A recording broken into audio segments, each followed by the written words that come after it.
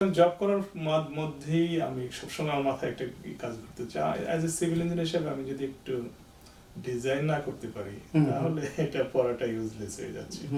আমার সবসময় মাথায় এটা ছিল। আর এখানে আসার পরে পড়াশোনার ইন্সপাইরেশনটা পেলাম হচ্ছে যে এখানে একটা নতুন কান্ট্রিতে সেট আপ হওয়ার সময় ইনিশিয়ালি অনেকগুলো স্ট্রাগলের মধ্যে যেতে হয়। সবারই ভালো জব পাওয়া, প্রফেশনাল লাইসেন্স চেনার ব্যাপারটা আছে না, কোন কোম্পানিতে তুমি কাজ করতে চাও, কোন ধরনের ইন্ডাস্ট্রি এখানে আছে। প্রথমে জব পাওয়া যায় না, কিছু অড জব করতে হয়। রাইট।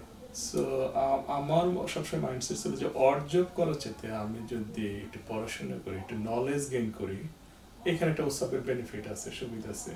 ওসাপ মানে তুমি বলছো অন্টারিও যে student benefit. So odd job নিলে করলে আপনি যে ইনকাম করবেন, ওসাপ নিলে আপনার আর্নিংটা সেম হবে। মানি ফ্লোটা যদি বলে তাহলে আপনাকে রিটার্ন দিতে হবে একটা পার্সেন্টেজ। কিন্তু পড়াশোনার ভ্যালু আমার ওইটাই টার্গেট ছিল যে আমি অড জব না করে আমি পড়াশোনাটাই করি, এটাই একটা অড জব হিসেবে নিই। আচ্ছা, তাতে আমার দুটো বেনিফিট হবে, একটা আমার ডিগ্রি হবে, নলেজ গেইন হবে, এই লোকাল নলেজ। সো সেটা আমি আশা করি।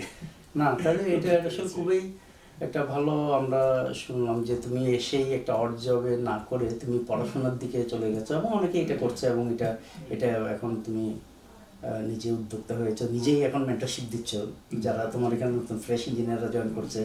এটা আসলে খুবই একটা ভালো ব্যাপার। আর আচ্ছা, একটু বুয়েটের স্মৃতিচারণ করি। বুয়েটে তুমি কোন হলে থাকতে? রশিদ হলে ছিলাম। হ্যাঁ, রশিদ হলে ছিল। তো বুয়েটে তোমার সকালে নাস্তা কি ছিল? সকালে রেগুলার পরোটা, ডিম ভাজি, নরমালি যেটা হয়, খুব মজার ছিল।